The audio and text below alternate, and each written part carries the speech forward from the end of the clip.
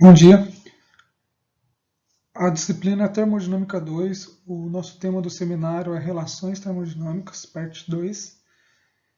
Os integrantes do grupo são Igor Riso, Lucas Egídio, Ricardo Flávio, Tiago Adame, Vinícius Costa, com o professor Hilton Moulin.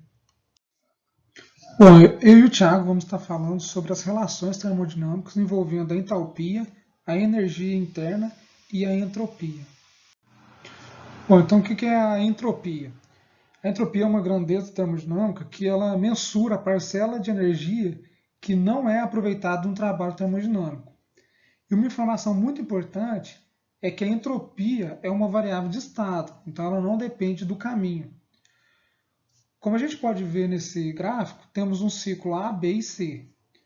E por essa afirmação de que a entropia é uma variação de estado, a variação da entropia entre os pontos A e C é igual à variação entre os pontos A, B e C.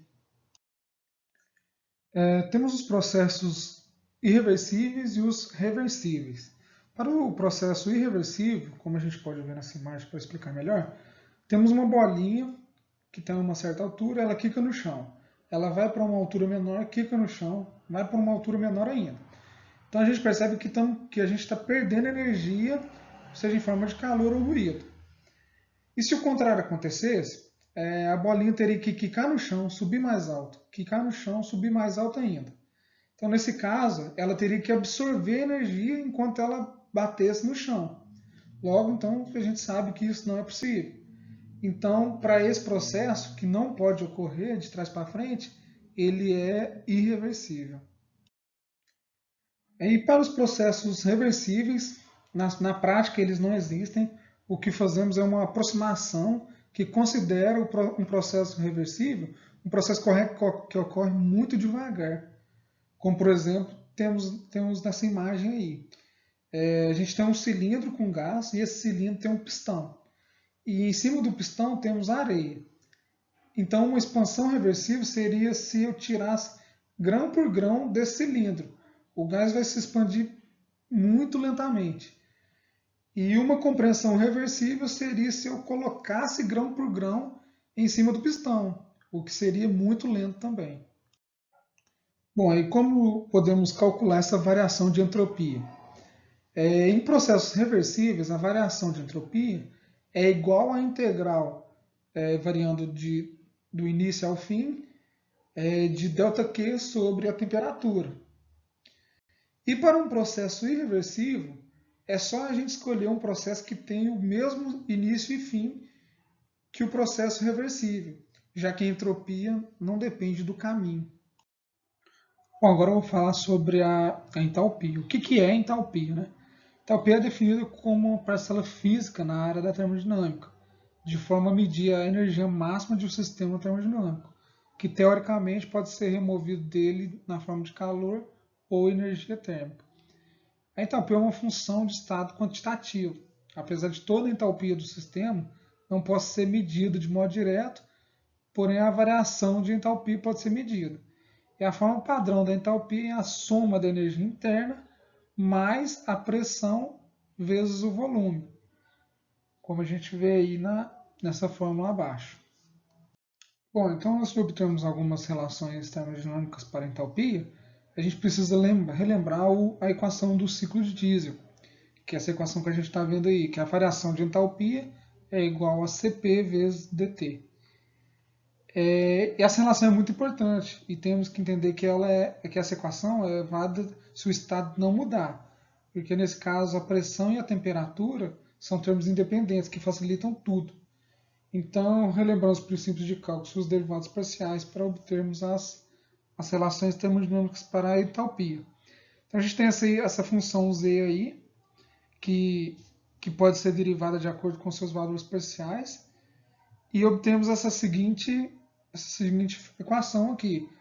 Né? dz é igual a dz sobre dx vezes dx mais dz dy vezes dy, onde o termo dz dx ela é a derivada parcial de z em relação a x, e essa sendo a variável y mantida em constante.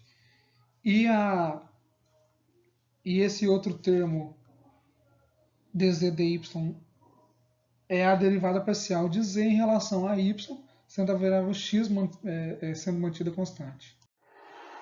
E sabemos que a entalpia também pode ser escrita em função da temperatura e da pressão.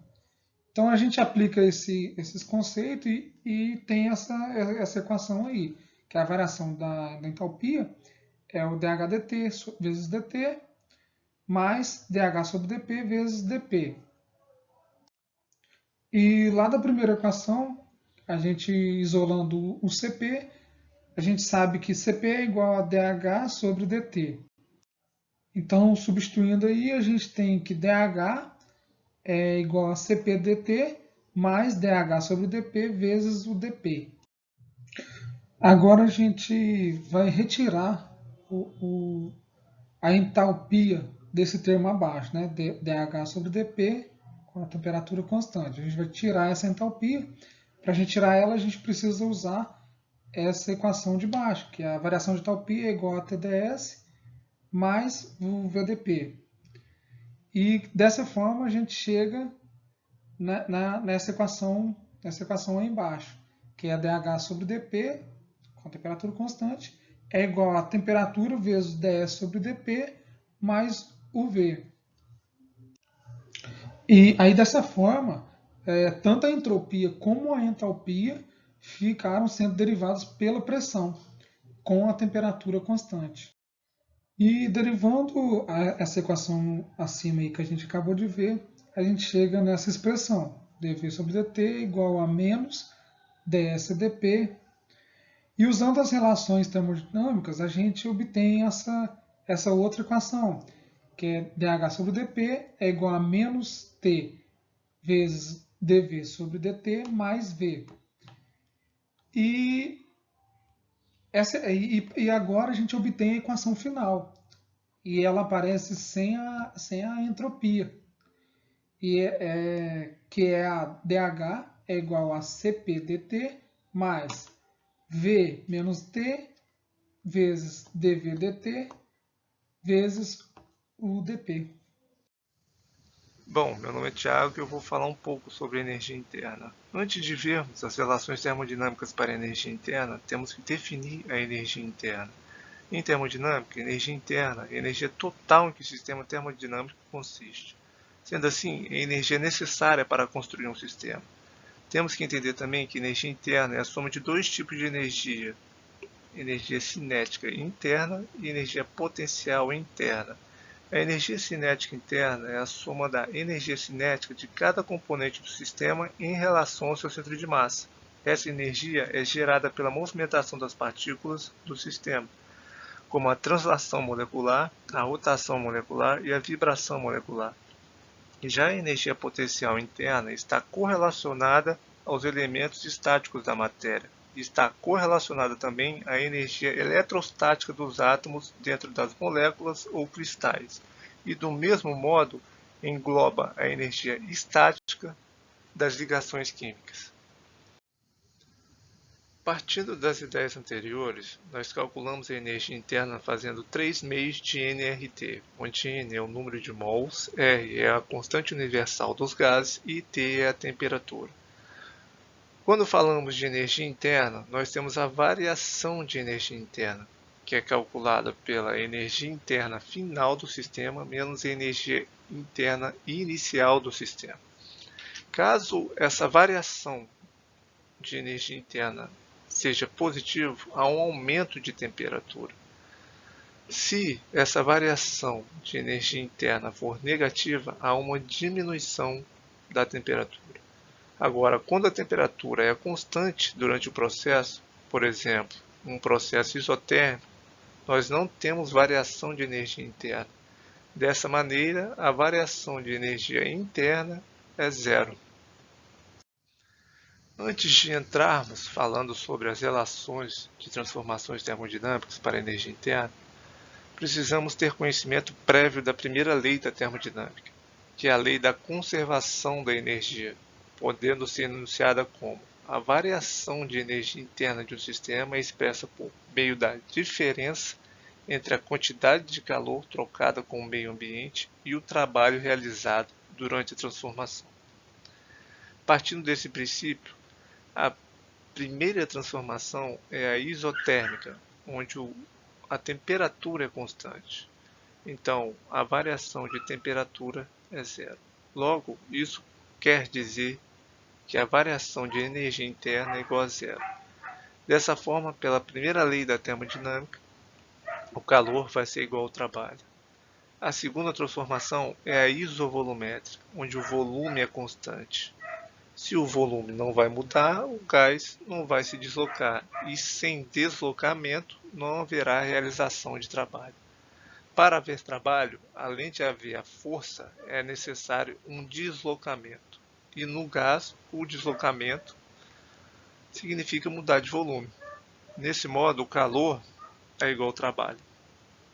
A terceira transformação é a isobárica, onde a pressão é constante. Dessa forma, a equação para se calcular a variação de energia interna é a variação de energia interna é igual ao calor menos o trabalho, que é calculado pela pressão, vezes a variação de volume.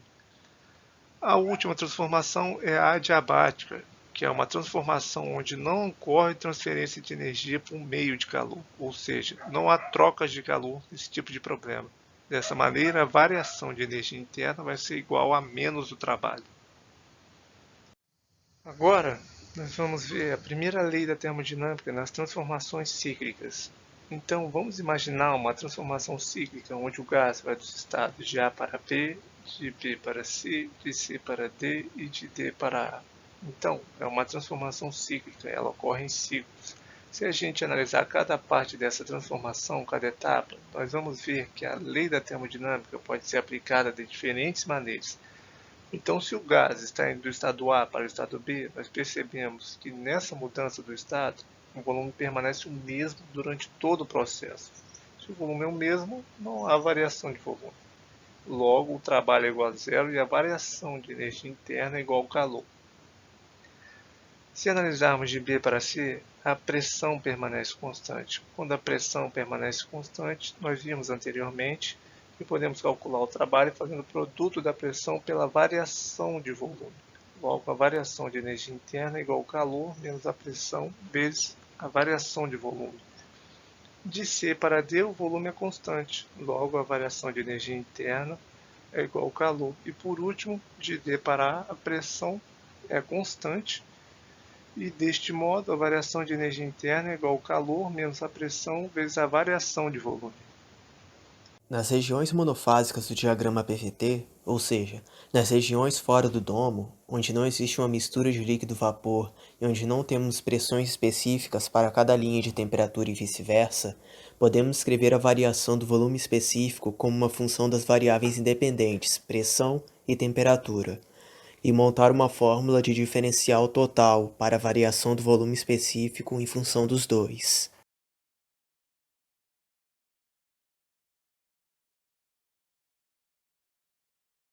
A primeira derivada parcial, ΔV sobre ΔT, está ligada a uma propriedade termodinâmica chamada de expansividade volumétrica ou expansividade térmica. Ela é representada pelo coeficiente beta, cuja unidade de medida no SI é o Kelvin elevado a menos 1. Basicamente, quanto maior a variação de volume específico com a temperatura, maior o valor do coeficiente beta. Se o volume retrair com a temperatura, como é o conhecido caso da água, cujo volume diminui de 0 a 4 graus Celsius, então beta será negativo. A outra derivada parcial é a que representa a propriedade termodinâmica chamada de compressibilidade isotérmica, já que nessa parte da derivada parcial não existe variação da temperatura. Assim como na propriedade anterior, não havia variação na pressão. Seu coeficiente é representado pela letra grega kappa, e sua unidade de medida no SI é o Pascal elevado a menos 1.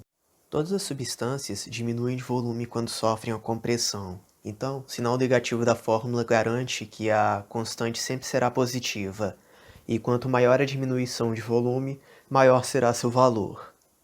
Da mesma forma, a variação de volume com a pressão, enquanto a entropia é mantida constante, é chamada de compressibilidade isentrópica, e sua unidade de medida também é o Pascal elevado a menos 1, já que as variáveis são as mesmas.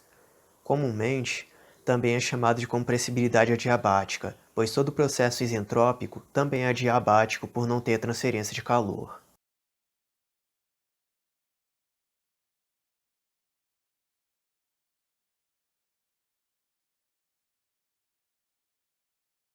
A fórmula da velocidade do som em determinado material possui componentes da compressibilidade isentrópica, e fazendo as devidas substituições, podemos encontrar uma fórmula que relaciona as duas propriedades.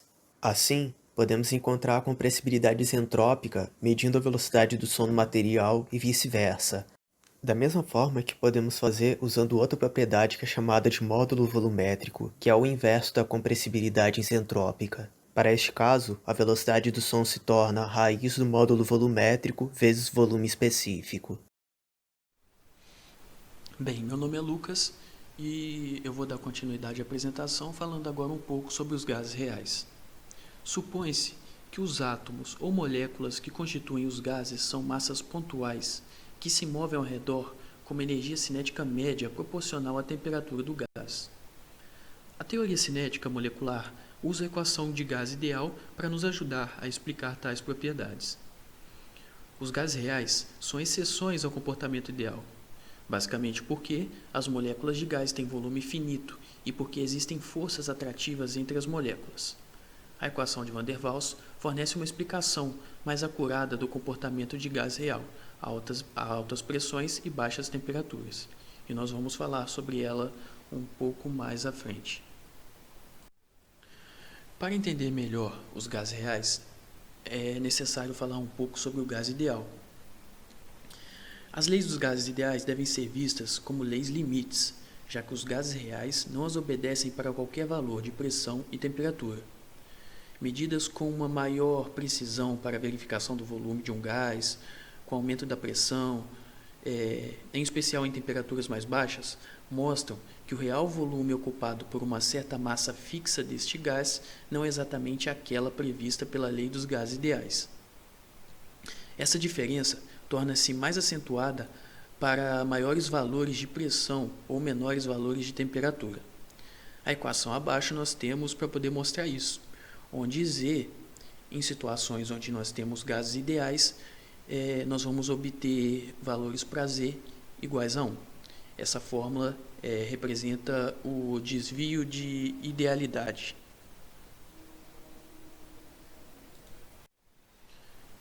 Nessa figura, nós podemos exemplificar o que foi dito anteriormente.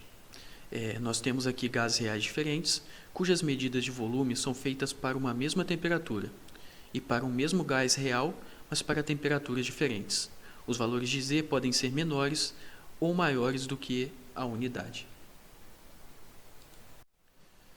Para entender melhor os gases reais, é importante citar algumas situações em que eles são expostos, que mostra melhor como é o comportamento desses gases. Inicialmente eu vou falar um pouco sobre o resfriamento isobárico de um gás real. Bem, partindo de um sistema monofásico constituído de gás mantido a uma pressão constante e o resfriamento de forma contínua, retirando o calor do sistema e diminuindo sua temperatura, alcançaremos uma temperatura suficientemente baixa na qual o gás se liquefaz. Quando liquefeito, enquanto coexistirem as fases gasosas e líquidas, a temperatura do sistema irá permanecer inalterada. Uma vez terminada a condensação, toda a fase gasosa desaparece e o sistema se torna novamente monofásico, mas agora completamente líquido. A lei dos gases ideais não prevê a liquefação de um gás através do seu resfriamento. Ao contrário, o resfriamento isobárico contínuo de um gás reduziria seu volume a zero na temperatura de 0 Kelvin. Bem, uma outra situação que nós podemos usar como exemplo para gases reais é a compressão isotérmica. Um gás a uma temperatura constante, quando tem sua pressão aumentada de forma contínua, sua pressão também aumentará, podendo gerar diferentes comportamentos dependendo da temperatura. Abaixo de uma dada temperatura, característica de cada gás, conseguimos liquefazê-lo ao comprimi-lo. Porém, acima desta temperatura, o gás não se liquefaz, por mais que aumentemos a pressão sobre ele. Após a sua liquefação, o aumento da pressão praticamente não altera mais o volume do líquido formado e o volume do sistema fica praticamente constante. Dessa forma, na temperatura de Boyle, um gás real se comporta como um gás ideal em uma grande faixa de pressões. Vale ressaltar que as temperaturas críticas e de Boyle são características intrínsecas de cada gás. Considerando uma situação onde o gás mantido a temperatura constante no interior de um cilindro munido de um êmbolo móvel tem seu volume reduzido pelo contínuo aumento da pressão externa exercida sobre o gás, através da adição de pesos sobre o êmbolo. Logo, se o gás obedecesse exatamente à lei dos gases ideais, e portanto também à lei de Boyle, o gráfico dos resultados da pressão e volume desses experimentos seriam hipérboles, a isoterma de um gás ideal. Mas quando o experimento é feito cobrindo uma grande faixa de pressão, observamos que o gráfico da isoterma não tem exatamente a forma de hipérbole. Dependendo da temperatura, tem uma forma muito mais sinuosa, apresentando diversas concavidades. Vendo todas as limitações até então mostradas, torna-se necessário aproximar as equações que nós temos o mais próximo do real. E para isso nós vamos ter a seguinte equação, que é a equação que tenta fazer essa aproximação, que é a equação do estado virial. Levando em conta a necessidade de aproximar o que temos do real ainda mais, nós temos um nome, esse nome seria Van der Waals, que explicou que os desvios da idealidade dos gases eram causados pelas interações intermoleculares e pelo volume intrínseco ocupado pelas moléculas. Então, iniciou a construção de sua equação através de um raciocínio lógico muito comum nas ciências exatas, que foi modificar um modelo matemático já existente, inserindo nele correções para contemplar as características particulares não levadas em conta no modelo original. E fazendo modificações, levando em conta a equação de estado e considerando as atrações e repulsões existentes, nós vamos ter a seguinte equação.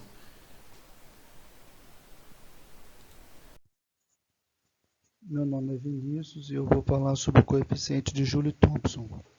Quando um fluido passa por uma restrição, como um tampão poroso, um tubo capilar ou uma válvula comum, sua pressão diminui. A entalpia do fluido permanece aproximadamente constante durante esse processo de estrangulamento. Devemos lembrar também que o fluido pode sofrer uma grande queda de temperatura como resultado desse estrangulamento, o que utilizamos em operações como freezer, geladeiras e ar-condicionados. Usamos o coeficiente de Joule-Thomson para determinar o comportamento da temperatura de um fluido durante o processo de estrangulamento. Podemos definir o coeficiente de Joule-Thomson como o limite da razão entre a variação da temperatura e a variação da pressão, quando a variação da pressão tende a zero em um processo isentálpico, assim como na equação que temos abaixo. Vamos explicar o que seria um processo isentálpico. Na figura temos um cilindro pistão com paredes isoladas, ou seja, ele é diabático. Temos um gás a pressão inicial P1, volume inicial V1, um tampão poroso no meio. Pela primeira lei da termodinâmica, nós temos ΔU é igual a Q mais W. ΔU sendo a energia interna, o que é a transferência de calor, W o trabalho. Como as paredes são isoladas, o cilindro é diabático. E a gente define o trabalho como P1V1 menos P2V2, sendo que P1V1 é o trabalho realizado sobre o sistema e P2V2 é o trabalho realizado pelo sistema. Cortando o Q da equação, nós temos o 2 menos o 1, energia interna final menos a inicial, é igual a P1V1 mais P2V2. Passando tudo que é final para um lado e tudo que é inicial para o outro, nós temos o 2 mais P2V2 igual a 1 mais P1V1. Nós sabemos que 1 mais PV é a entalpia, H. Então, logo, nós temos que a entalpia final é igual a entalpia inicial, portanto, o processo de estrangulamento é isoentálpico. Para essa definição do coeficiente de Joule-Thomson, o coeficiente está relacionado à derivada parcial da entalpia relativamente à pressão em processos isotérmicos. Para conseguirmos obter essa relação, usaremos a regra da cadeia, aplicando essa regra no caso da entalpia, como função da temperatura e da pressão, obtemos dρ de T sobre dρ P, em função da entalpia, vezes dρ de P, dρ H, em função da temperatura, dρ H, dρ T, em função da pressão, menos 1. O primeiro termo dessa equação é o coeficiente de Joule-Thomson, e o terceiro é o calor específico. Assim, substituindo, nós temos Cp, que é o calor específico, igual a 1 sobre o coeficiente de Joule-Thomson sobre dρP, dρH em função de T. Fazendo os devidos algebrismos, nós temos Cp igual a menos 1 sobre I, dρH, dρP em função de T. Essa derivada parcial dρH, dρ de P de T é chamada coeficiente da temperatura constante. E nós sabemos que dρH, dρP em função de T é igual a V menos T, que multiplica dρ de V sobre T em função de... Substituindo a equação do coeficiente da temperatura constante da equação no calor específico, nós obtemos Cp é igual a 1 sobre o coeficiente de Joule-Thomson, T multiplica dρV, dρT sobre, em função da temperatura, menos V. Essa equação permite determinar o valor de Cp em um estado de PVT e o valor do coeficiente de Joule-Thomson naquele estado.